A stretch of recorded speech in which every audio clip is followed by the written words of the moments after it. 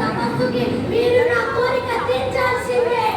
పరమేశ్వర పరమేశ్వర పరమేశ్వర పరమేశ్వర. ఈ తపస్సు నాకు చాలా నచ్చింది. ఈ కోరిక కావాలో అడుగు.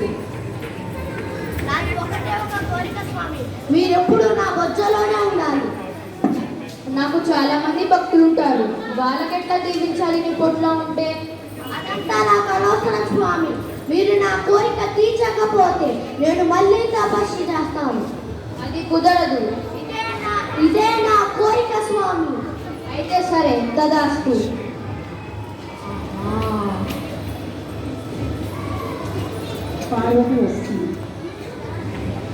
మహాశివుడు కొద్ది రోజుల్లో